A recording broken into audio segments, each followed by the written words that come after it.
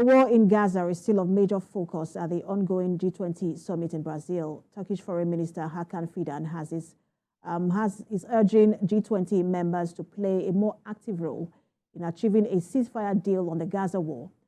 Mr. Fidan attended a session on the role of G20 in ongoing international tension, where he said the brutality in Gaza should be stopped as soon as possible. He encouraged the international community and the G20 to support a two-state solution between Israel and Palestine. Hakan Fidan expressed Turkey's hope that the involved parties will shift towards diplomacy to find a solution.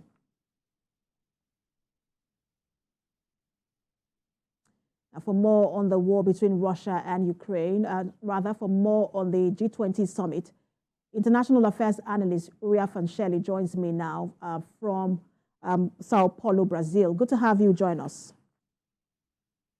Hi, Precious. Thank you for having me. So let me start with President Lula, who made really strong statement during this summit, and also the Brazil's foreign minister. They talked about reforming the United Nations to including more members in the Security Council, and then also ending the right of veto. Brazil seems to be finding its voice and establishing its presence in international politics. Do you agree with that? I think so. The summit taking place in Rio de Janeiro now is the first meeting of foreign ministers of the G20, the group with the 20 largest economies on the planet. It aims to discuss points on the agenda and coordinate work for the G20 summit that will take place in the end of the year, November, December, maybe. It should focus mainly on social issues such as sustainable development, combating hunger and poverty, and reforming the international institutions, which have been raised by President Lula for some time now. Although the war is currently focused on major conflicts, the war between Israel and Hamas, Russia and Ukraine, military coups taking place in Africa, it is very important that a reform of these international institutions is actually discussed, because they reflect the way that we see these institutions today. They reflect the world as it was when they were created 70, 80 years ago. So economies have changed, countries have changed, and the balance of power has also changed.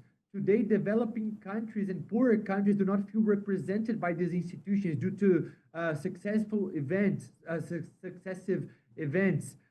When the COVID-19 pandemic hit, for example, they were the poor countries were the last ones to get vaccine. When there is a refugee crisis emerging in Africa or in Asia, how are these people received in Europe? With prejudice, unlike the Ukrainians who initially were welcomed with open doors.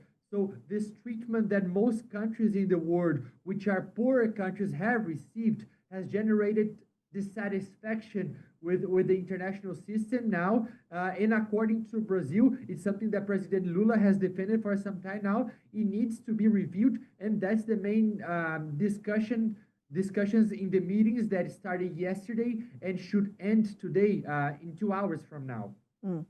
And the assessment of the United Nations, first of all, there's been a call for the reform of the institution, but the foreign minister, Brazil's foreign minister, did say that the institution has been unable to prevent global conflict. Is that the responsibility of the institution to prevent global conflict? And would that be a fair assessment of the institution? It's true, and it's also very sad that the Brazilian foreign minister is right, because the United Nations, it was created to replace the League of Nations because it failed to prevent another conflict. What we see the UN doing today is playing the part of a major NGO and not preventing conflict, because it has become the stage for a wrestling fight between the world's largest superpowers. So we always have, for example, the largest liberal democracies, France, the United Kingdom, and the United States in one side, and Russia and China on the other side in the Security Council. So it has failed very, very gravely, and it is not preventing major conflicts.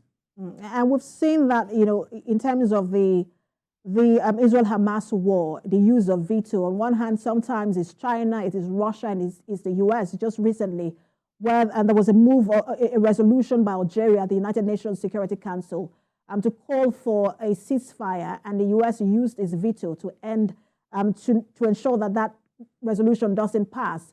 And now Brazil is also calling for an end to veto rights. How do you think that that's going to play out, especially when you look at China, Russia, and the U.S.? Will they agree to such reforms?